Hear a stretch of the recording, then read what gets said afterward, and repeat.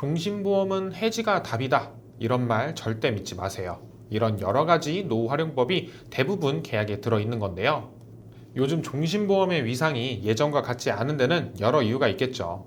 내 돈 내고 가입했지만 정작 내가 살아있는 동안에는 한 푼도 받을 수 없는 돈이라는 인식이 커졌고, 비싼 보험료 역시 종신보험을 부정적으로 보는 이유 중 하나일 겁니다. 하지만 그렇다고 종신보험이 무조건 나쁜 보험이라고 할 수 있을까요? 각자의 가치관에 따라 누군가에겐 꼭 필요한 보험이고, 또는 예전에 가입해둔 종신보험이 든든한 노후 자산이 될 수도 있습니다. 제가 말하고 싶은 부분은 다른 사람의 말만 듣고 본인의 상황이나 생각을 무시하면 안 된다는 거예요. 오늘은 종신보험이나 CI보험을 어떤 상황에서는 유지해야 하고 어떤 분들에게는 해지하는 걸 권장하는지 알아볼 건데요. 여기서 또 유지와 해지라는 선택지만 있는 건 아닙니다. 종신보험을 노후자금으로 활용할 수 있는 방법이 연금 전환 외에도 여러 가지가 있는데, 특히 얼마 전 정부에서 발표한 사망보험금 유동화, 여기에 대해서도 무엇이 다른지, 나에겐 어떤 방법이 가장 알맞는지 자세히 알아보도록 하겠습니다. 주변에 종신보험 때문에 고민하는 분들께 영상 공유해 주시면 더 큰 도움이 될 것 같아요. 우선 최근 정부에서 발표한 사망보험금 유동화에 대해 짚고 넘어가도록 하겠습니다. 간단히 설명하자면 노후에 발생할 수 있는 소득 공백, 예를 들면 은퇴 이후 국민연금이 개시되기 전까지 수입이 끊기는 텀이 생기다든지, 금전적인 공백이 생겼을 때 사망보험금의 일부를 미리 받아 그 기간에 금전적 공백을 채울 수 있도록 발표된 제도입니다. 사망보험금 유동화의 핵심은 크게 세 가지가 있는데요. 첫째, 나이 문턱이 낮아졌다는 점. 처음 구상은 65세였지만 확정 고시 과정에서 55세로 내려왔습니다. 55세 이후부터는 연금처럼 꺼내 쓰는 선택지가 열린다는 뜻이죠. 이 변경 하나로 유동화 대상 계약이 무려 75.9만 건, 가입 금액으로 35.4조 원까지 커졌습니다.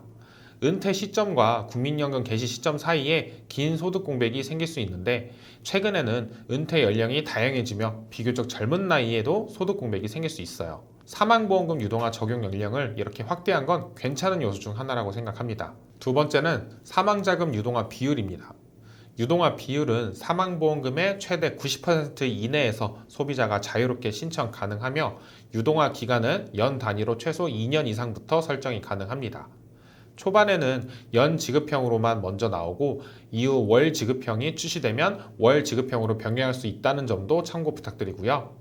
단, 제도가 애초에 연금처럼 나눠 쓰는 방식으로 설계되었기 때문에 일시금으로 수령할 수는 없고, 신청한다면 보험사는 유동화 비율이나 기간별로 지금액 비교표를 제공한다고 합니다. 세 번째는 비과세 혜택입니다.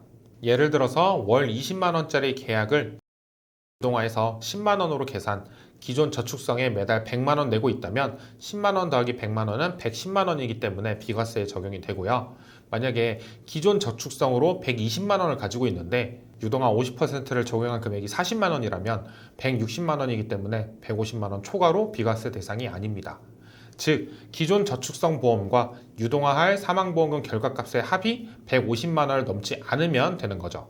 이 사망보험금 유동화 신청은 초기에는 대면 영어청을 통해서만 가능하고요. 상담을 해보시고 보험사에서 제공하는 유동화 비율, 기간별 지급액 비교표를 보고 결정하시면 되겠습니다. 또 대상자에게는 문자, 카카오톡 등으로 개별 안내가 나가니 알림을 받으면 창구에서 조건과 금액을 차분히 확인하시면 되고요. 그럼 지금부터 나라에서 발표한 사망보험금 유동화 외에도 상품 자체 기능으로 들어있던 사망보험 노후 활용법들에 대해서도 알아보고, 사망보험금 유동화와 지금부터 소개해드릴 사망보험금 노후 활용법들 중 나에게 맞는 건 어떤 방식인지 확인해 보도록 하겠습니다. 가장 핵심은 필요한 자금만 유동적으로 관리할 수 있다면 계약을 살리는 방향으로 가는 겁니다. 첫 번째로 중도 인출 또는 계약 대출을 활용할 수 있는데요. 목돈이 필요할 때 해지한 뒤 환급금을 사용하는 방식이 아니라 적립금에서 필요한 만큼만 꺼내 쓰는 방식입니다. 계약은 그대로 살아있고 보장도 이어갑니다.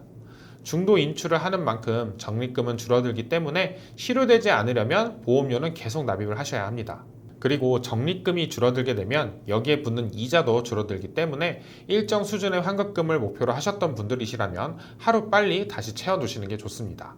반대로 내가 가입한 상품의 이율이 좋고 지금 적당한 투자처 없이 목돈이 남아있는 경우에는 추가 납입을 해서 향후 자산으로 활용할 수도 있겠습니다.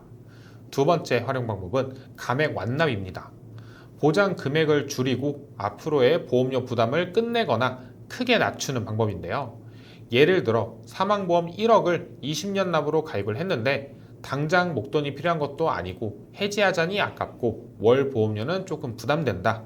이런 상황이라면 가입 금액을 5천만 원 정도로 낮추고 남은 기간 동안 보험료를 낮추거나 이미 절반 가까이 보험료를 냈다면 남은 소액의 보험료를 내고 완납 처리를 할 수 있습니다. 보험은 완납이 가장 중요한 거 아시죠? 오래된 계약일수록 사업비 부담이 이미 줄어 있고 환급률도 높아서 기분 좋게 오래 유지할 수 있을 거라 생각합니다. 단, 감액 후에도 핵심 특약이 그대로 유지되는지 꼭 확인해 보셔야 합니다. 일부 상품은 감액과 함께 특약 구조가 바뀌는 경우도 있거든요. 세 번째 활용 방법은 부분 해지입니다. 이거는 감액 완납이랑 조금 다른데요. 계약을 끝내지 않고 해지 환급금의 일부만 받아 목돈을 만든다고 보시면 됩니다. 예를 들어 사망보험금 1억을 가입했고 완납했다면 이 중 절반 정도를 해지하고 해지 환급금을 받는 거죠. 5천만 원에 대한 해지 환급금을 지급받아서 이 목돈으로 활용할 수 있습니다. 그리고 또 한 가지 말씀드릴 부분이 있는데 종신보험엔 꼭 주계약이 아니라 특약을 함께 넣었다면 불필요한 특약을 해지해서 환급금을 수령할 수도 있어요. 혹시나 지금은 다시 가입하기 어려운 좋은 특약, 이를테면 옛날 실손, 1~3종 수술비, 범위가 넓은 예전 암 진단비 같은 특약들은 살려두는 게 포인트고요. 회사마다 주계약 특약을 어떻게 먼저 감액하는지, 최소 유지 요건이 무엇인지 규정이 조금씩 차이가 있다는 점은 참고 부탁드립니다.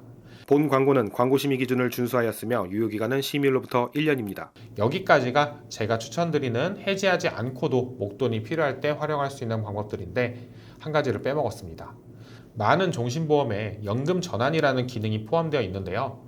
저는 연금 전환은 웬만하면 추천드리지 않고 있습니다. 절대 함부로 하지 않으시는 걸 추천드리는데 이유는 간단합니다. 연금 전환은 그때의 해지 환급금을 재원으로 돌려 연금만 남기는 구조예요. 기억하시는 분들이 있을지 모르겠는데 처음 가입할 때야 종신보험이 금리가 높아서 가입한 후에 연금 전환하면 굉장히 유리하다. 이런 얘기를 듣고 가입했다고 해도 연금 전환은 그 시점에 해지 환급금을 연금으로 돌리는 것이기 때문에 같은 금액대의 연금보험보다 연금액이 적을 수 있습니다. 종신보험도 내 사망을 보장하는 보장성 보험이거든요. 그런데 종신보험의 적립금은 사망보험금으로 쓰이는 위험보험료 그리고 상품을 운용하는 데 필요한 사업비가 빠지고 나서야 적립되기 시작해요. 그리고 연금 전환이 되는 순간 종신보험은 해지나 마찬가지이기 때문에 더 이상 사망 보장은 받을 수 없는 거고요. 이때 해지 환급금을 연금액의 재원으로 사용하기 때문에 금리가 높은데도 불구하고 연금보험보다 적은 연금이 나오는 경우도 흔합니다. 조금 조심스럽지만 종신보험을 연금보험 대용으로 가입하거나 예전에 가입한 종신보험이라고 해도 연금으로 전환하는 것은 옳지 않은 선택이라고 생각합니다. 그런데 가만 보면 이번에 정부에서 발표한 사망보험금 유동화와 연금 전환은 상당히 비슷해 보이는데요. 그럼 사망보험금 유동화도 절대 활용하면 안 되는 걸까요? 이 둘의 차이점에 대해서도 짚고 넘어가 보도록 하겠습니다. 사망보험금 유동화는 사망보험금을 일정 수준 남겨두고 일부를 연금처럼 나눠 받아 쓰는 제도입니다. 최소 2년 연 단위로 설정하고 제도 초기에는 연 지급형으로 먼저 시작한 뒤 전산이 준비되면 월 지급형으로 변경할 수 있고 일시금으로 한 번에 지급받을 수는 없습니다. 이건 이 제도의 취지가 안정적인 노후자금 마련이기 때문이라고 생각하는데요. 반면 연금 전환은 우선 연금 전환 특약이 들어간 종신보험에서만 활용할 수 있습니다. 종신보험의 주계약인 사망보장은 포기하고 해지 환급금을 연금으로 전환시키는 방식이라고 볼 수 있는데 지급받는 연금액이야 가입 시기나 납입 기간, 가입한 상품, 연령 등 다양한 요소에 따라 달라지기 때문에 연금 지급을 원하시는 분들은 반드시 비교해보고 결정하시는 것을 추천드리고 개인적으로는 웬만큼 환급률이 높은 옛날 상품이 아니라면 사망보험금 유동화가 훨씬 더 안정적인 선택이 될 거라고 생각합니다. 결론을 정리하면 보장을 최소한이라도 남기고 싶다면 유동화 쪽을 먼저 검토하라고 말씀드리고 싶고요. 보장을 포기하고서라도 연금만 크게 가져가고 싶다면 연금 전환을 고려할 수도 있지만 반드시 사망보험금 유동화와 비교를 해보셔야 합니다. 그래서 결국 이 사망보험을 무조건 좋다, 나쁘다로 정리할 수는 없다고 생각해요.